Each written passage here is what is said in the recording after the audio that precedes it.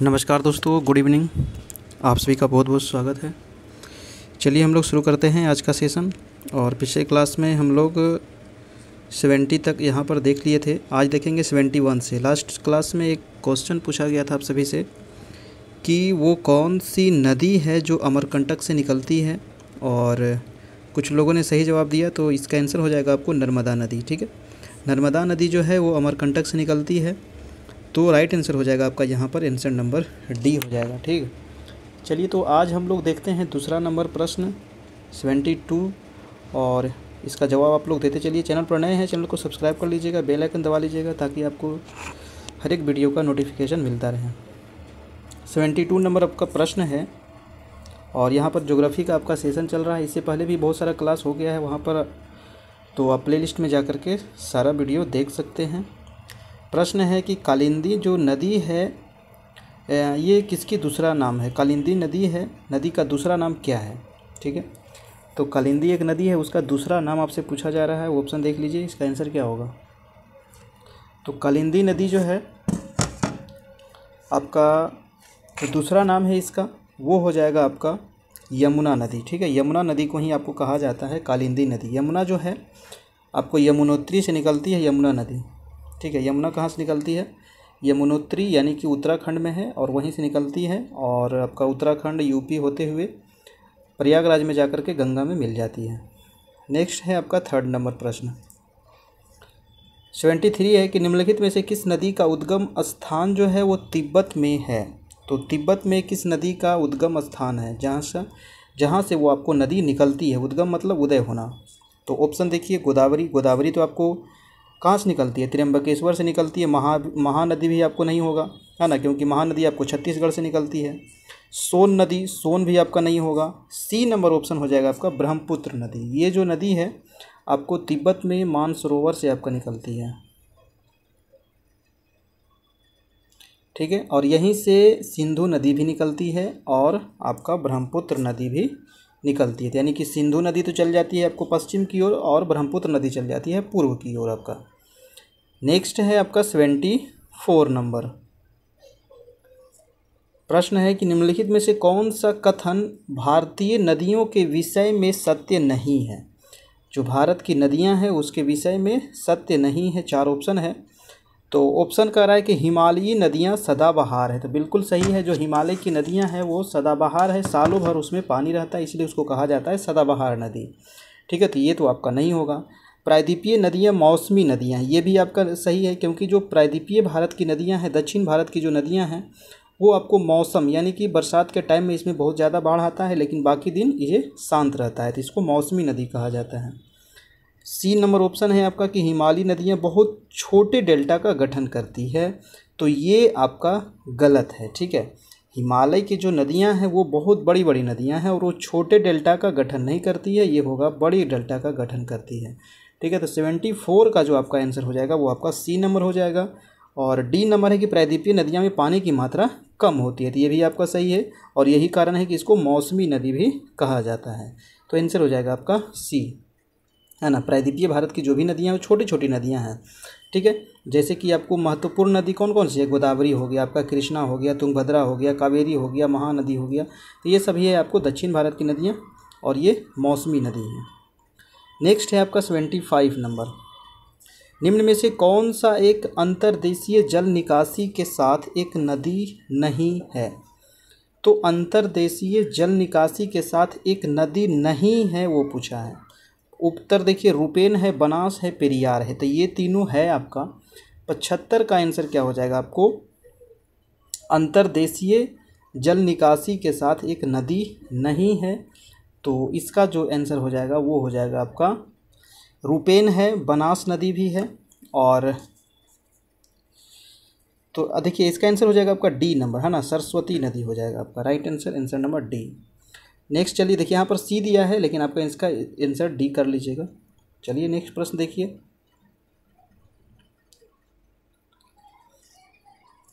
कह रहा है कि, है ना, तो इसका प्रचलित नाम क्या है, गंगा, ब्रह्मपुत्र, महानदी या फिर सतलज।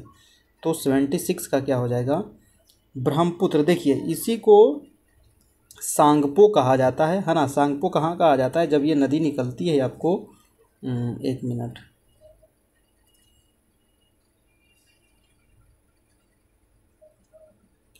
जब ये देखिए तिब्बत में यहाँ से निकलती है, ठीक ना, तो इसको तिब्बत में कहा जाता है आपको सांगपो के नाम से, है ना, सांगपो के नाम से इसको जाना जाता है तिब्बत में। और जब ये भारत में प्रवेश करती है तो फिर ये आपको असम में इसको ब्रह्मपुत्र कहते हैं, बांग्लादेश में इसी को जमुना कहा जाता है, ठीक है। किसको, तो वो है ब्रह्मपुत्र नदी। नेक्स्ट है आपका 77 नंबर। करा कि इनमें से कौन सी नदी गंगा की सहायक नदी है। तो गंगा की सहायक नदी तो बहुत सारी छोटी छोटी नदियां हैं। तो तुंगभद्रा जो नदी है तो कृष्णा की सहायक नदी है ना। मानस जो नदी है ये असम में बहती है और ये ब्रह्मपुत्र की सहायक नदी है। और देखिए 2 ऑप्शन बच गया आपका, ब्यास और गंडक। तो अब इसमें से कौन सा हो जाएगा, तो 77 का आंसर हो जाएगा आपका गंडक नदी। गंडक जो है ये आपको गंगा की सहायक नदी है, गंगा में आकर के मिल जाती है। अगला है आपका 78 नंबर।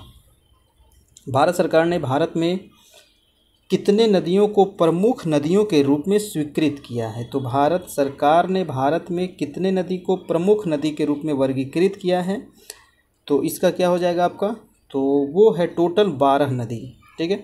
12 नदी को यहाँ पर वर्गीकृत किया गया है भारत सरकार के द्वारा। आंसर हो जाएगा आपका डी। नेक्स्ट है आपका 79 नदी।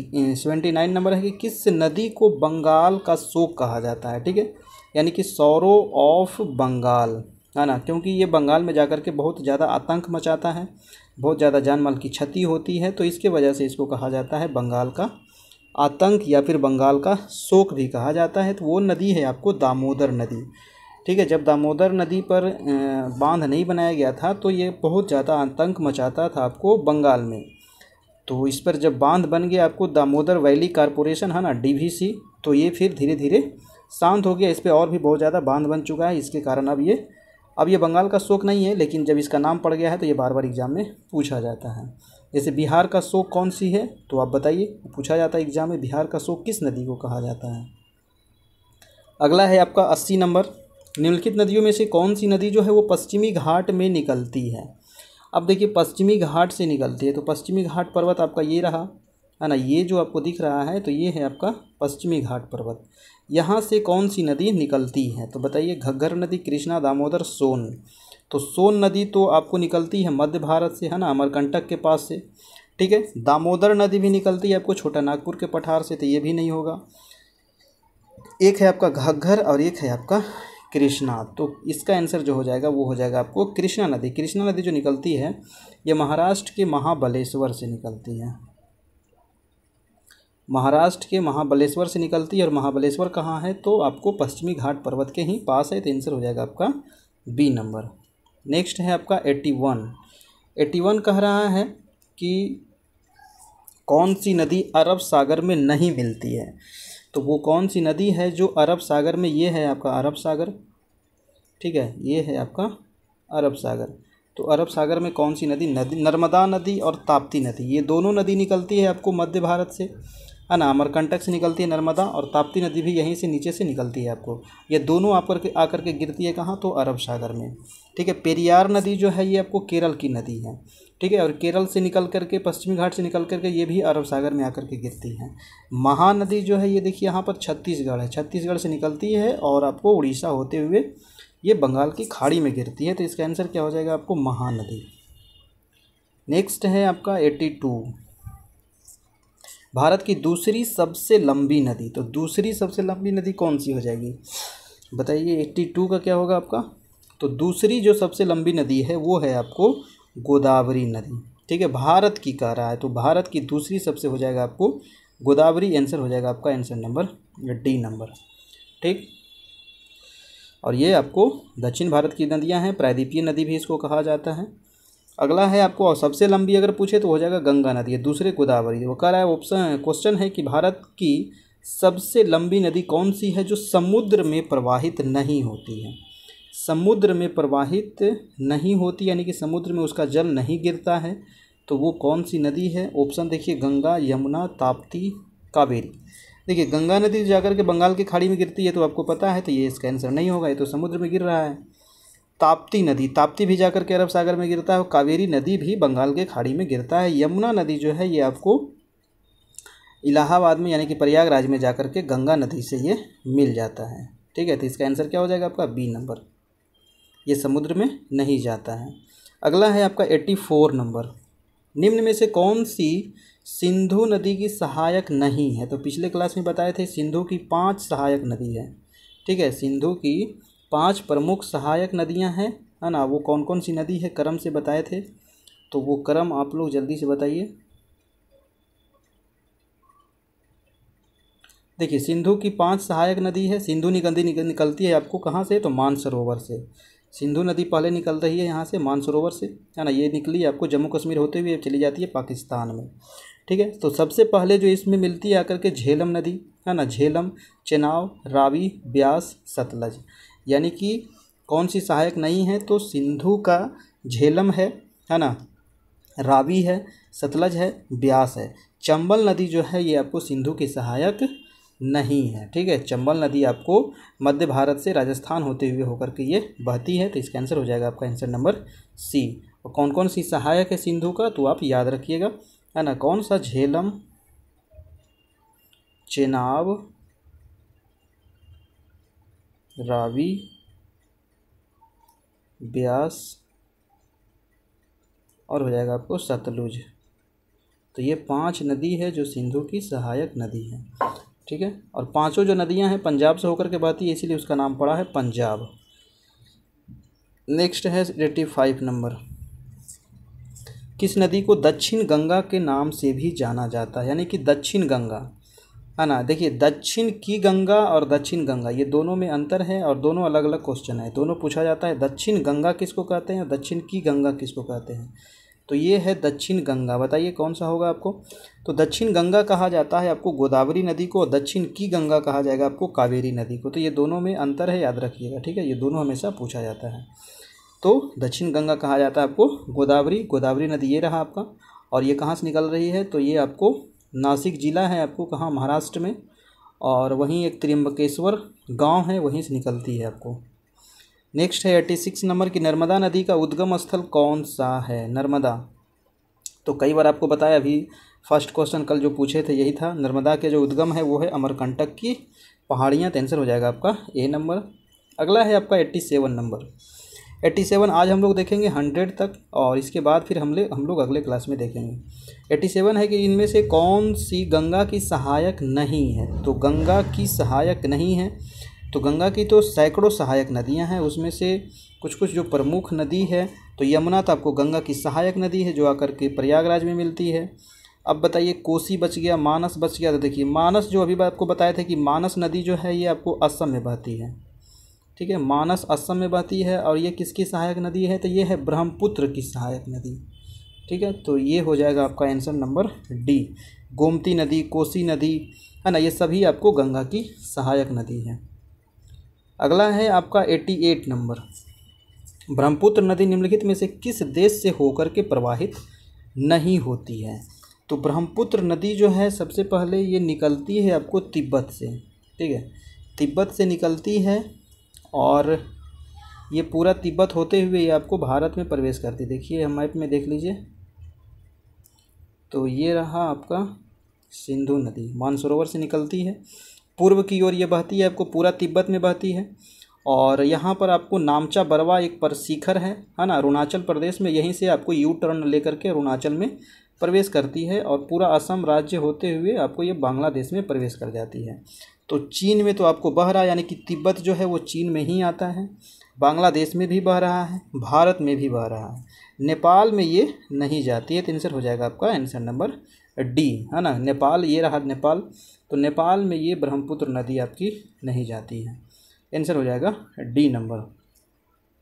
तो याद रखिएगा, ये बार बार पूछा जाता है ना। अगला प्रश्न है आपका 89 नंबर, कह रहा है भारत में सबसे पुराना बांध कौन सा है, सबसे पुराना। तो भारत में सबसे पुराना बांध कौन सा है, ऑप्शन देखिए, नागार्जुन सागर, है ना, ये कृष्णा नदी पे है, अलमाटी बांध ये भी कृष्णा पर है, इंदिरा गांधी सागर बांध, और ग्रैंड अनीकुट यानी कि कल्ला नाई बांध।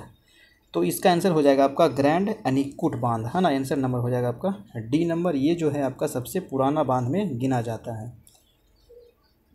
अगला सवाल है आपका 90 नंबर, प्रयागराज में त्रिवेणी संगम किसका संगम माना जाता है? तो प्रयागराज में जो त्रिवेणी मतलब होता है तीन नदी, है ना, वहाँ पर तीन नदी आकर के मिलती है।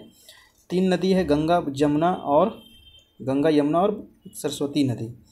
ठीक है, तो ये तीनों नदियाँ का संगम है, तो यहाँ पर हो जाएगा तीन नदी का आंसर नंबर हो जाएगा बी नंबर। ठीक है, प्रयागराज में, इसका पुराना नाम इलाहाबाद।